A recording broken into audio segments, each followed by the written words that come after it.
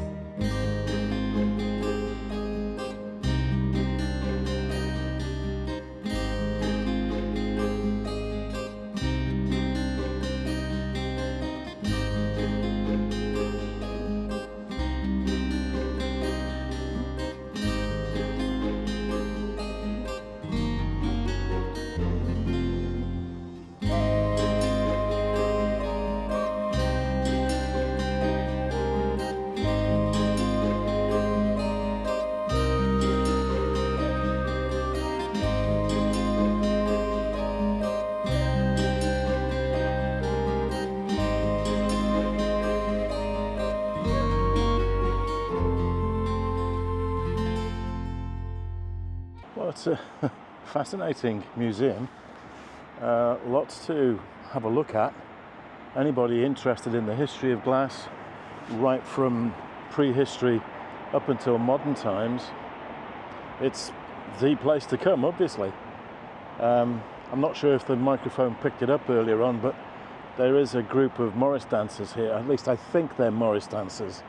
There may be a more local Lancashire name for them, clog dancing or whatever it might be, I don't know. But yeah, the bells are jingling over there.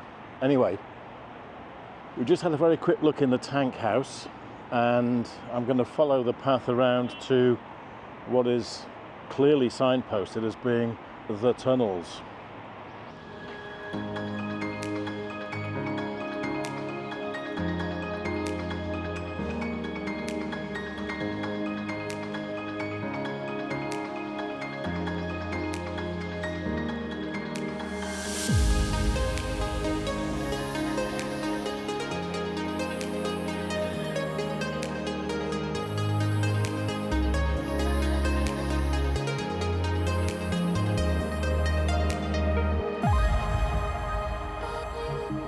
This is rather interesting. So these are the tunnels underneath what I guess would have been one of the kilns, or the tank, as it's called.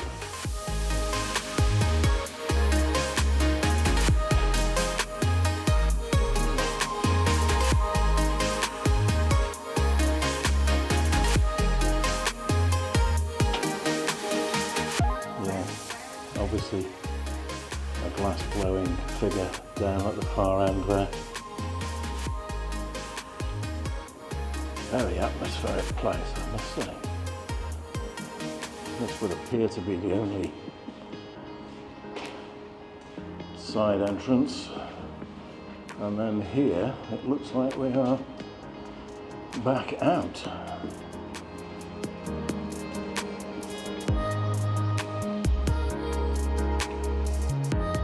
Lots more interesting stuff to have a look at here.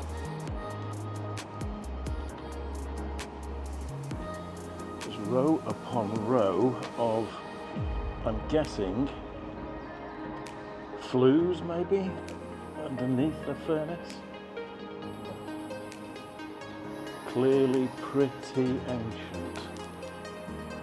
Apparently they did carry the hot gases which heated the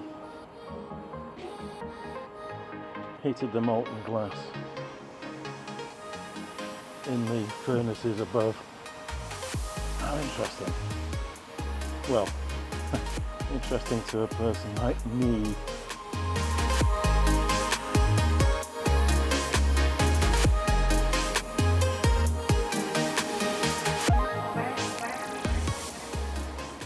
It would appear that this is the remains of the tank furnace which Pilkington built and installed in the late 19th century, and that enabled them to be much more productive with the manufacturing of glass. Well, I enjoyed that section of the museum most of all, with my historical archaeological interests. Very, very interesting indeed. And St. Helens, of course, heavily industrialised, made its name during the Industrial Revolution on the back of both coal and glass, amongst other things. It's probably most famous for the glass industry though, and this museum does it justice. Let's be honest, I think it's really, really good,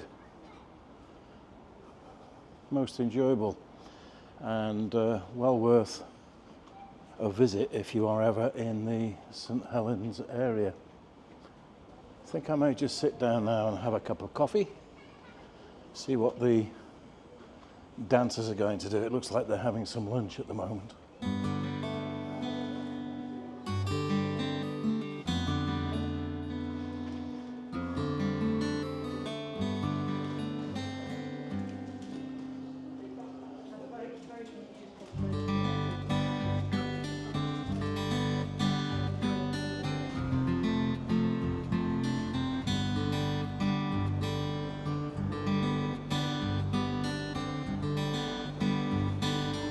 Well, there we are. A visit to St. Helens World of Glass Museum. And a good couple of hours it was as well for somebody like me. Not that many hot photographic subjects to be taken, I have to say, but really well presented exhibits, and I did like the oldest section underneath the tunnels and the tank room, and it does have a unique entranceway for a museum. Really, really good. What did I bring with me? I should always tell you that, of course. It's the Olympus OMD EM1 Mark II with the ubiquitous and wonderful 12-40 2.8 Pro lens. And I also came out with the 6mm f2 from laowa. Now, I think I've used that once, but now that I think I've explored the museum enough, I'm going to have a walk around the rest of St. Helens before heading back to the railway station and taking my train home. So we're going to see what else I can photograph. Catch you later. This is the Friends Meeting House. Of course, the name for religious houses for the Quaker movement. And this has been in use since 1678. So it has to be one of the oldest buildings in St. Helens. I do know of one dating much earlier, but that's quite a way out of the city and would involve a separate video. That's one for the future though. What a lovely building you've got here. Fantastic. Okay, no problem. I know there's a lot of Morris dancers around. I've seen everybody, yeah. That door's now locked, so we have to go this way. Out the back. If you want to go in there and take it. Last man turned the lights out. Yeah. If you want to go in and take a No, it's okay. sure. It's all right. Thank you though.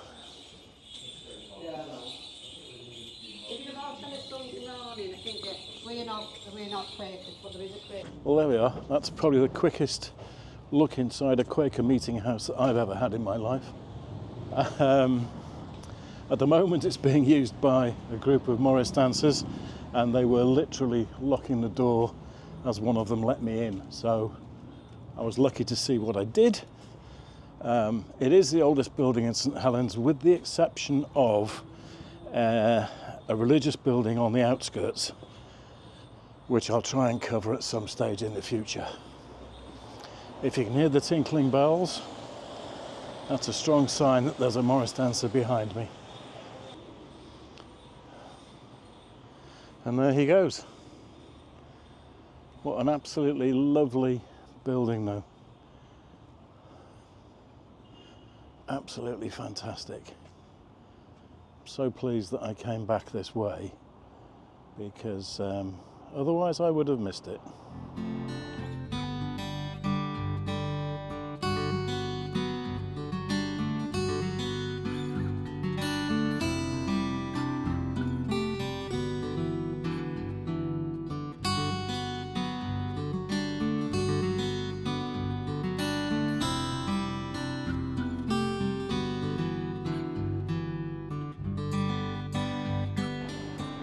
And here we are back at the railway station in St. Helens.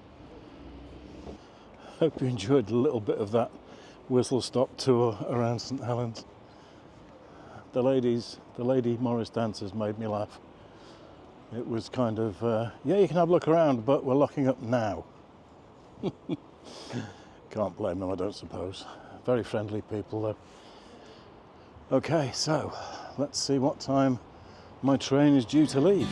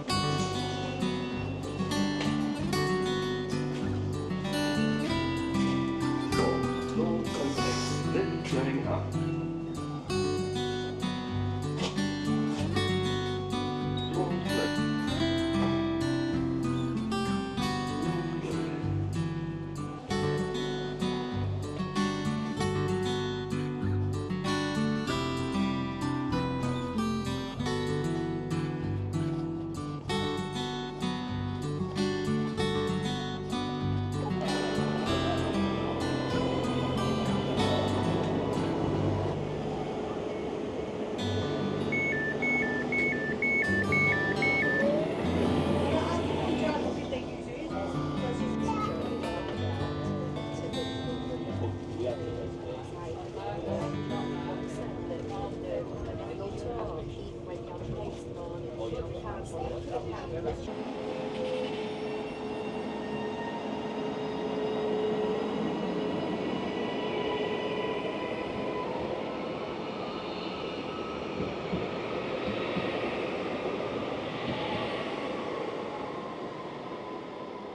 here we are, Edge Hill Station, which has featured previously in one of my videos. I enjoyed that. I hope you guys get a little bit of pleasure from seeing some of the stills, and indeed the video. Goodness knows what the Morris dancing ladies are going to be like, even if I've got them on film. But for the time being, I'm going to say, enjoy your photography. And I'm going to put the Osmo away because it's raining. See you all soon. Bye for now.